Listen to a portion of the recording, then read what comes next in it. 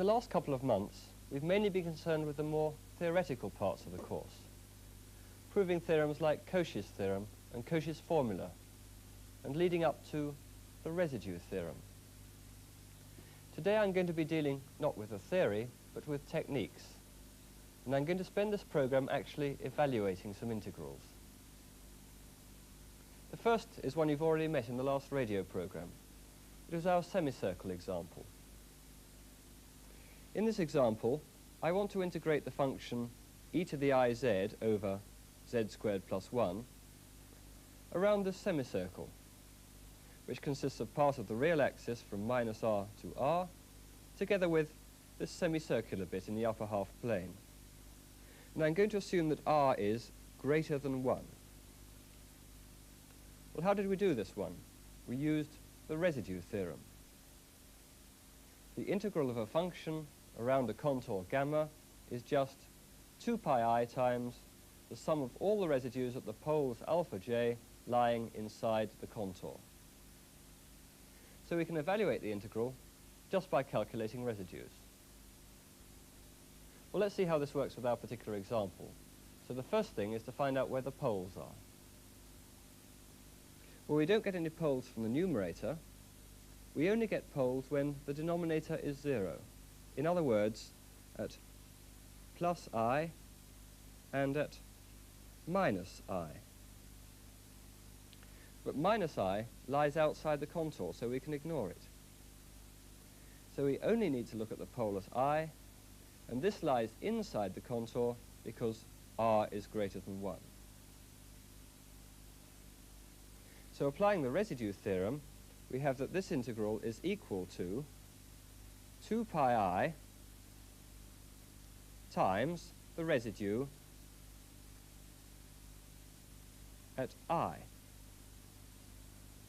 And if you work out this residue, you find it comes to just e to the minus 1 over 2I. So multiplying by 2 pi I, we get the answer, which is pi over e. And as you can see, it doesn't depend on the radius r, as long as r is greater than 1. Well, I haven't given the full details here because I went through those in the radio program. But what I want to do with this integral now is something new. I want to break it up into two bits, the integral along the real axis and the integral around the semicircular bit. What we're going to find is that the integral around the semicircular bit has limit 0 as we let the radius get large. In other words, if we let the radius get large, then the integral around the whole contour and the integral along the real axis become as close together as we like. Well, how are we going to prove that? We want to show that this integral here, round the semicircular bit, gets very small when r becomes large. And we prove this by using the estimation theorem. If you remember what that says, it says that the modulus of this integral is less than or equal to ml, where L is the length of the contour and m is an upper bound for the modulus of this function. Well, L is easy enough to work out. That's obviously pi r. So how do we find an upper bound for the modulus of this function? Well, to do that, all we need to do is to find an upper bound for the modulus of the numerator and a lower bound for the modulus of the denominator. So let's start off with the numerator, and we can write the modulus of e to the iz is just the modulus of e to the I, well, z is just x plus iy, and we can split this into two bits. We've got the modulus of e to the ix times the modulus of e to the I squared y. That's just e to the minus y. But we know that the modulus of this is equal to 1, and we also know that the modulus of this is less than or equal to 1 because y is positive. This is, in fact, why we chose a semicircle in the upper half plane. So combining these, we get less than or equal to 1. So the modulus of the numerator is less than or equal to 1. And we now need to find a lower bound for the modulus of the denominator. And we do this by using a form of the triangle inequality. Mod of z squared plus 1 is greater than or equal to mod of z squared minus 1. And this is just equal to r squared minus 1. So combining all these results, we can get an upper bound for this. It's just the length, which is pi r, times the upper bound for the modulus of this, which we've seen as 1 over r squared minus 1. And this expression here obviously has limit 0 as r becomes large. So what have we done? We've shown that the integral around the semicircular bit has limit 0 as the radius becomes large, and we also know that the value of the whole integral around the whole contour is just pi over e. So we've got pi over e is equal to the integral around the semicircle of this expression, and we break it up into these two bits here. You notice that in this one I've written t rather than z because we're integrating along the real axis. And we've just shown that this integral here round the semicircular bit has limit 0 if we let r become large. So if we let r become large, we can write that pi over e is the limit as r becomes large of the integral from minus r to r of this expression, e to the it over t squared plus 1 dt. And we usually write this complicated expression in the simpler form minus infinity to infinity of the same thing.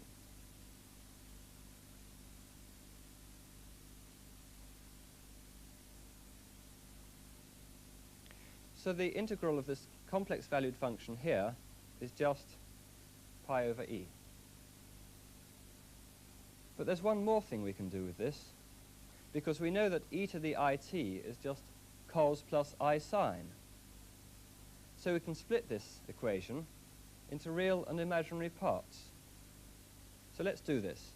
If we take the real parts, we get the integral from minus infinity to infinity of cos t over t squared plus 1. That's just the real part of this, which is obviously pi over e.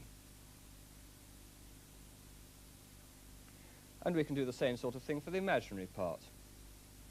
We just get the integral from minus infinity to infinity of sine t, that's the imaginary part of that, over the same thing is the imaginary part of this, which is obviously 0. So starting with one contour integral, we've evaluated two real integrals. Let's just quickly recap on all that, and we'll also show you how it works in general. We started by wanting to evaluate this contour integral. And more generally, we can integrate various other functions of this kind round a semicircle.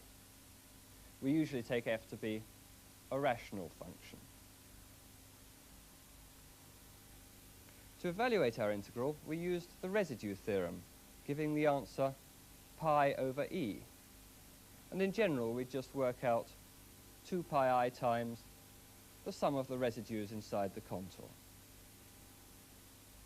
Then we used the estimation theorem to show that the integral around the curved bit has limit 0 as the radius gets large. And this happens in general as well. So we get the integral of the complex valued function to be pi over e as well, and a similar thing happens in general. And finally, we take real parts to deduce the value of this real integral. And in the general case, this real integral is just the real part of the contour integral we started with.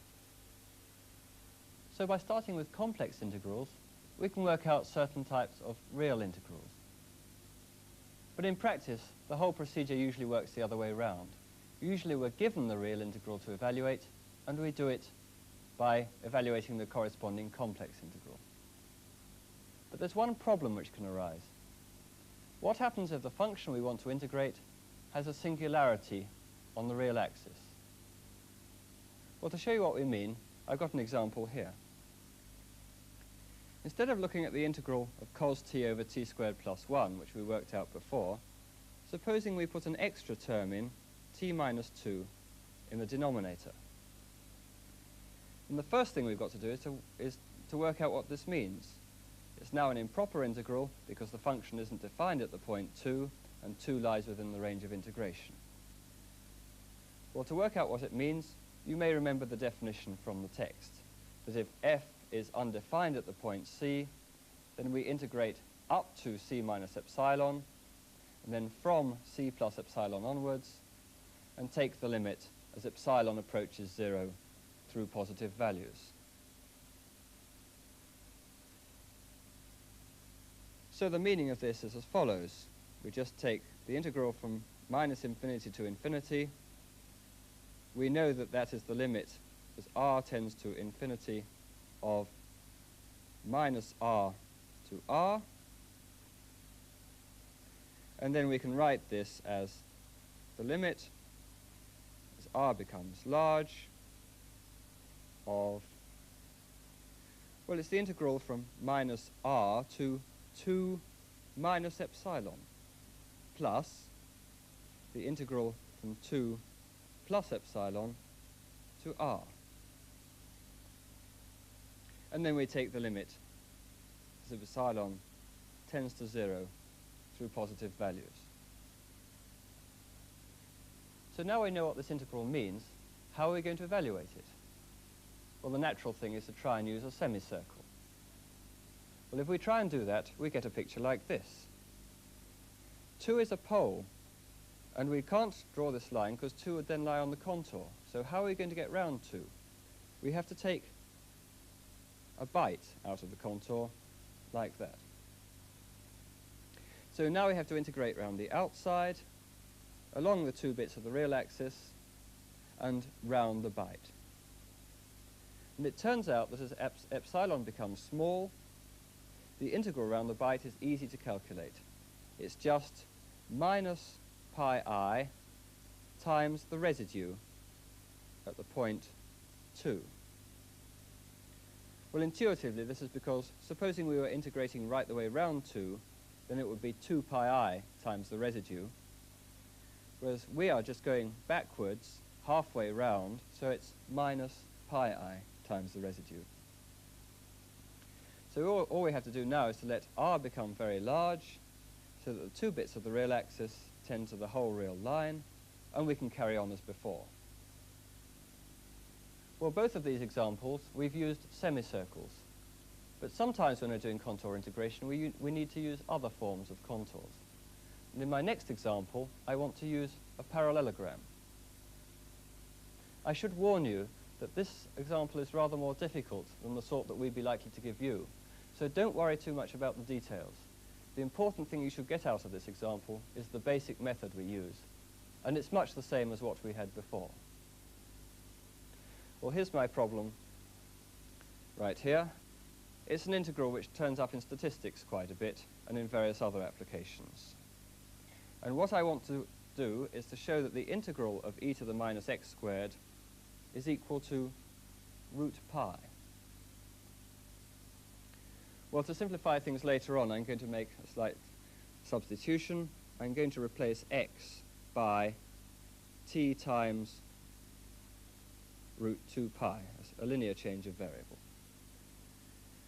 And what this gives is that I've got to prove that the integral from minus infinity to infinity of e to the minus 2 pi t squared dt is equal to 1 over root 2. That's what I've got to prove. So to prove this, I'm going to use the method I've used before. I'm going to integrate a suitable function round a parallelogram. And the next question is, what function do I use? Well, I'm going to use this rather unwieldy looking function here. Obviously, we wouldn't expect you to think this up for yourself. I certainly didn't. But the important thing is it works, and the basic ideas that we're going to use are the ones that you're already familiar with. Well, before worrying about exactly what parallelogram I'm going to use, let's follow the earlier method and use the residue theorem. So our first job is to find out where the poles are. Well, do we get any poles from the numerator? Z squared is obviously analytic everywhere, and so is the exponential. And so composing them, the numerator is analytic everywhere. So we don't get any poles from there. How about the denominator? Well, we get poles whenever sine pi z is equal to 0. And that happens when z is equal to 0, or plus or minus 1, or plus or minus 2, or any other integer. And as you should know by now, these are all simple poles. So these are the only poles of this function. Well, how about the residues at all these poles? Well, it would be silly if I went and calculated them all now, because I don't know which ones are going to lie inside the parallelogram. In fact, quite often, students tend to calculate every residue in sight, and then find that they don't need half of them. So the next thing we've got to do is to look at exactly what parallelogram we're going to use, and find out which poles lie inside it. Well, my parallelogram is going to look like this. Two of the sides will be horizontal, and the other two will be at an angle of 45 degrees. And we're going to position the parallelogram like this. The two diagonal sides will pass through the points 1/2 and -1/2. So that the only pole which lies inside the contour is the pole at 0. So now we've only got one residue to work out. And by our standard rules for working out residues at simple poles, it's easy to check that the residue at 0 is equal to 1/pi. So by the residue theorem, we get the integral round this parallelogram is equal to 2πi times the sum of the residues. There's only this one residue,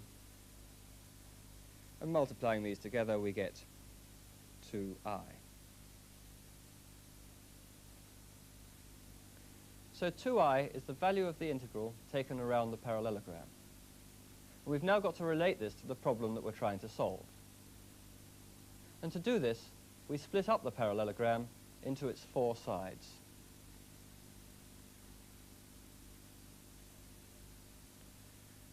So if this is the parallelogram here, A, B, C, D, we're going to integrate round there.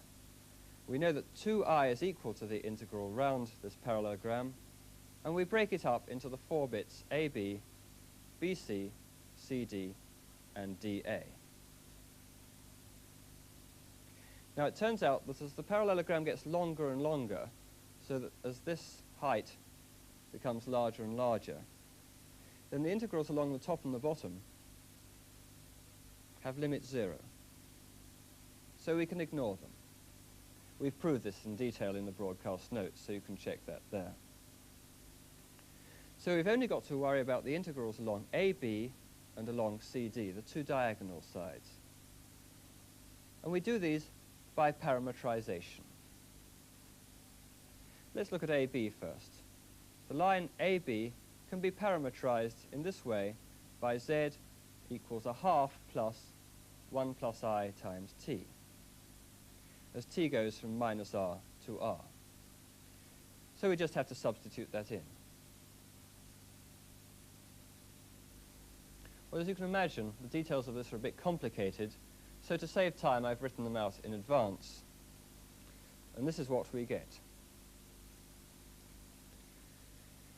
Here's the integral along AB of the function we're dealing with.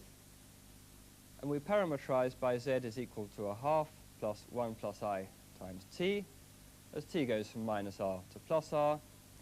If we do that and simplify, there's quite a lot of simplification that goes on, and we end up with this mess here. There's a root 2I on the outside, the integral from minus r to r, a whole lot of garbage here, times e to the minus 2 pi t squared, which is what we're really interested in. So that looks hopeful, even if that looks a bit of a mess. Well, now let's look at the one along CD, and we can go through exactly the same process.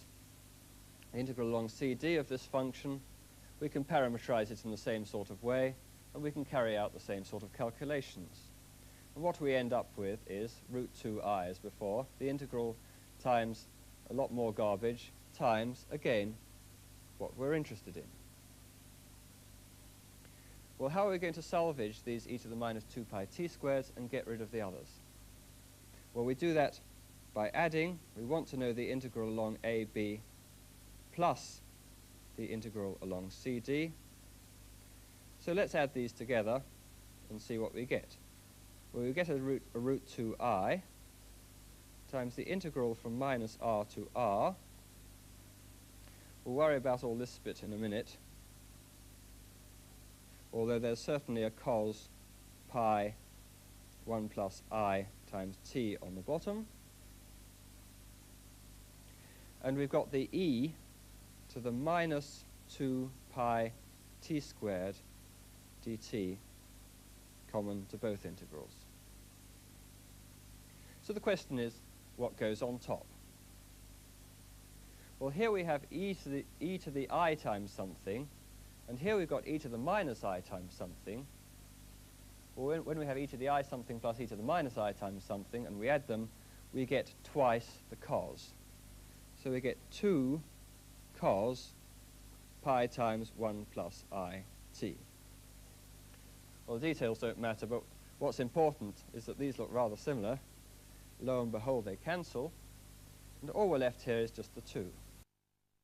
What to do now is to let r become large, and we go back to what we had before. We have that 2I is equal to the sum of these integrals.